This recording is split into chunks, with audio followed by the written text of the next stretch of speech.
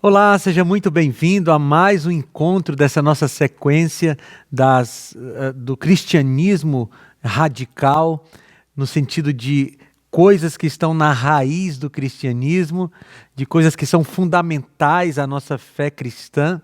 É muito bom estar com você aqui e nós estamos chegando ao final dessa série e eu deixei os últimos 2 assuntos para aquilo que é mais radical, para aquilo que está na mais profunda raiz do cristianismo. Eu estou falando de Jesus. Hoje e amanhã nós trataremos de temas específicos sobre essa pessoa da divindade que deve ser nosso grande foco da vida, Jesus Cristo. Ele é o que tem de mais fundamental para a nossa fé. Ele é a pedra angular, como dizia Paulo. E nós vamos tratar hoje sobre Jesus como aquele que deve ser o principal na nossa vida. Mas antes da gente entrar no texto bíblico, eu gostaria de orar com você para que a gente possa ler a Bíblia e explicar a Bíblia. Se você puder, feche os olhos e vamos orar. Senhor Deus, muito obrigado, Pai, porque nós temos a Tua palavra em nossas mãos. Eu peço que o Senhor nos ajude agora a entendermos o Teu recado, em nome de Jesus. Amém. Queridos, eu quero estudar com vocês hoje o capítulo 6 do Evangelho de João. Se você tem uma Bíblia aí, abra a sua Bíblia no capítulo 6 do Evangelho de João. Esse é um capítulo muito importante, um capítulo muito significativo, porque ele nos fala de como Jesus deve ser central na nossa vida. O capítulo 6 é um capítulo cheio de paradoxos. Por exemplo, o capítulo 6 começa com uma multidão se aproximando de Jesus e termina com a multidão deixando Jesus.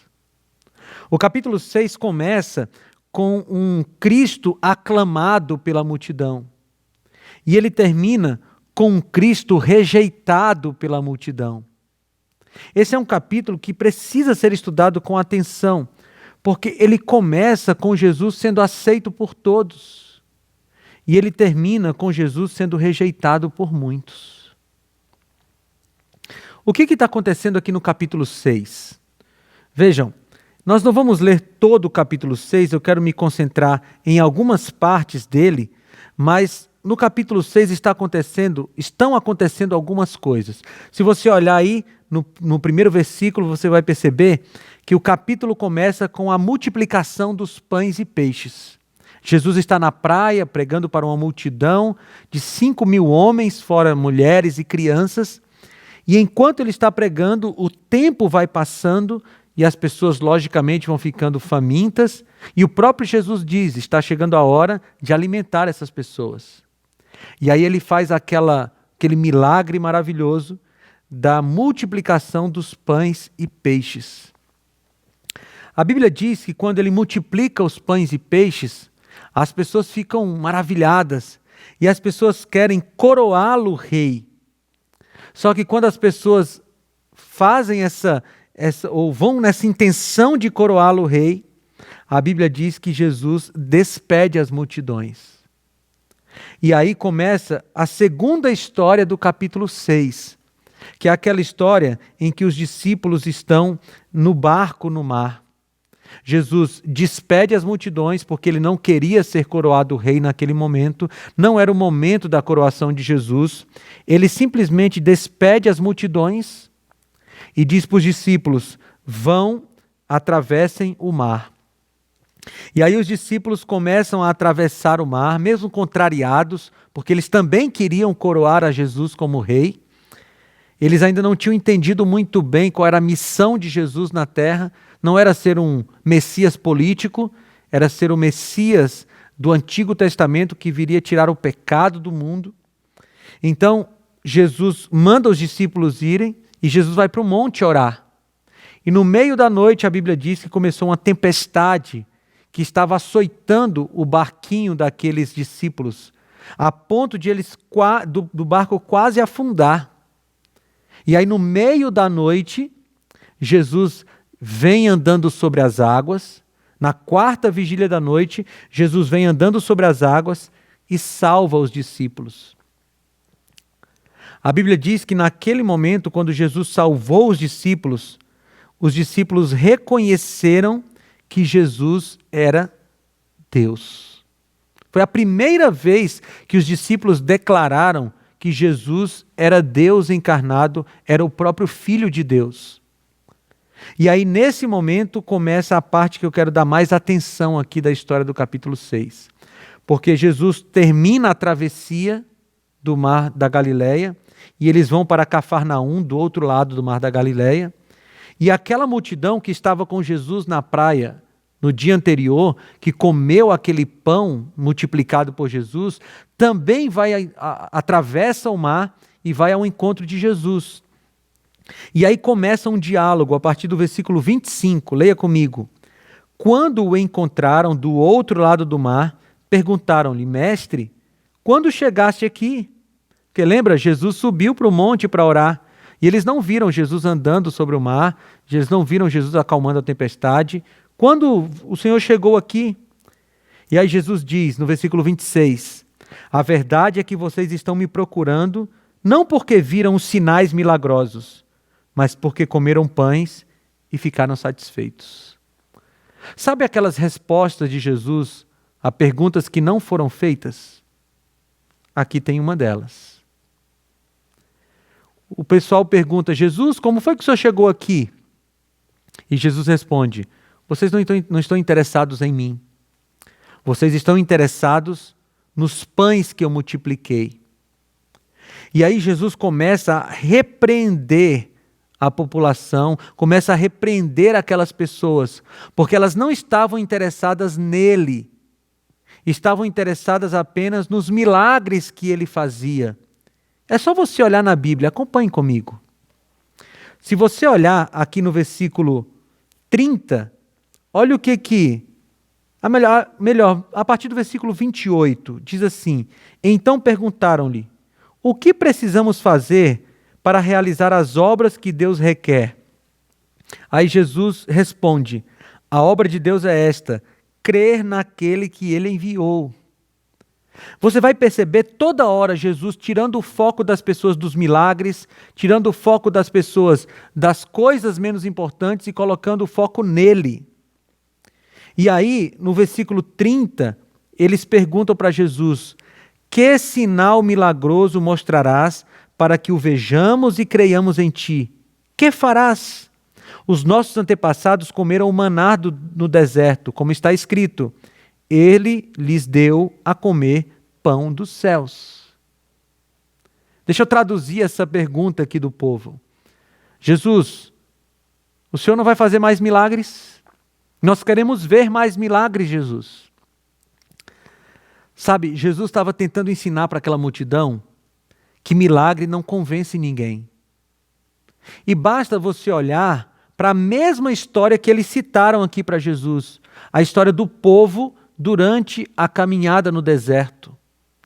Se teve um povo que viu milagres, foi aquele povo do deserto. Pensa comigo, eles estavam escravos no Egito. Deus mandou as 10 pragas. Eles viram o mar, o rio Nilo se tornar em sangue. Eles viram as pragas de rã, de piolho. Eles viram o anjo da morte passando e matando os primogênitos. Eles viram muita coisa. Aí eles saíram do Egito, se depararam com o Mar Vermelho e eles viram Deus abrindo o mar. E eles passaram em terra seca. Tente imaginar o tamanho desse milagre. 2 colunas de água e eles passando no meio, em terra seca. Depois eles viram o Mar Vermelho se fechar sobre os egípcios.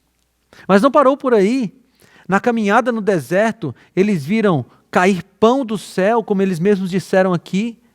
Eles viram água sair da rocha. Eles viram tantos milagres, uma nuvem durante o dia, uma coluna de fogo durante a noite. Queridos, e naquela geração que viu tantos milagres, quantos se salvaram? 2, Josué e Calebe. Se milagre convencesse alguém, aquela geração toda deveria ter sido salva. Mas a verdade é que na maioria das vezes, quando nós queremos milagres, é mais para alimentar o nosso egoísmo do que para adorar a Deus.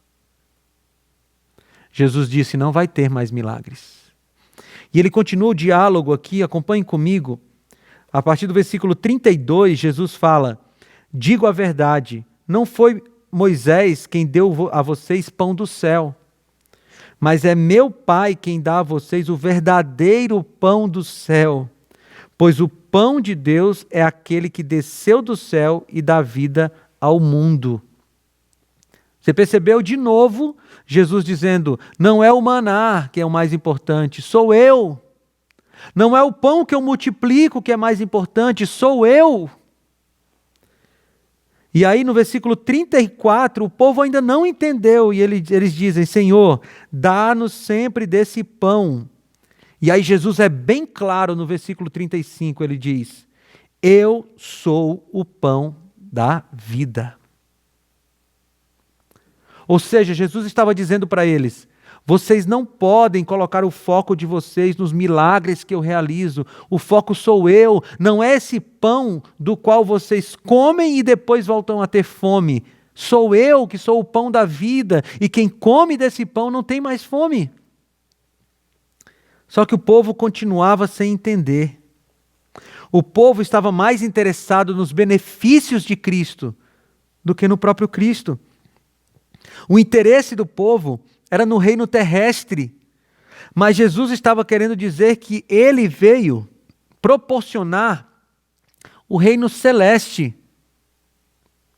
Jesus estava dizendo, o foco tem que ser em mim, mas o foco de vocês está na terra. E Jesus começa a fazer um discurso duro, queridos.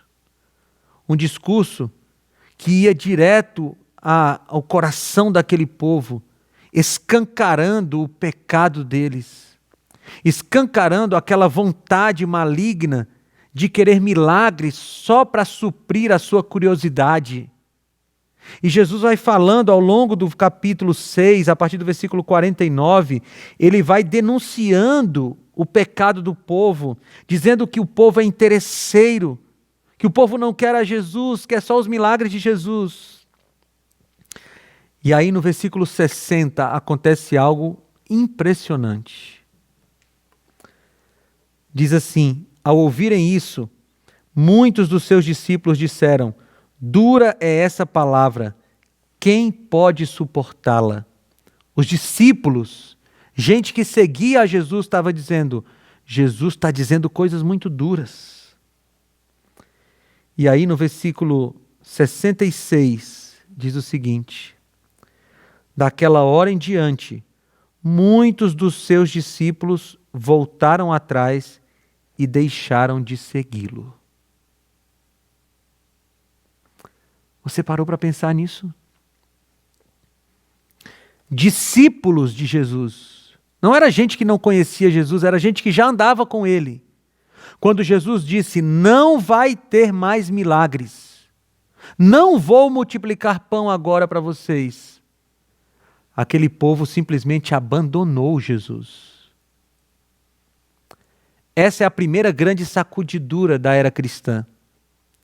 E aquele povo abandonou Jesus, porque Jesus não deu para eles os milagres que eles achavam que deveriam receber de Jesus.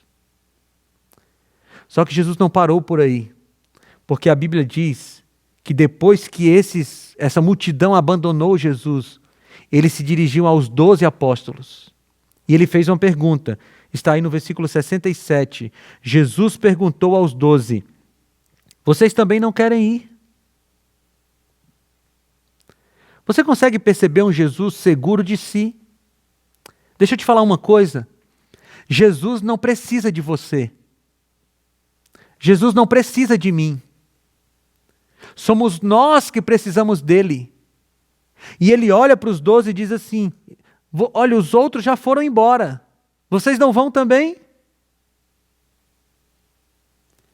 E aí, nesse momento, Pedro dá uma resposta, queridos, que é primorosa. Versículo 68. Simão Pedro lhe respondeu: Senhor, para quem iremos? Tu tens as palavras de vida eterna.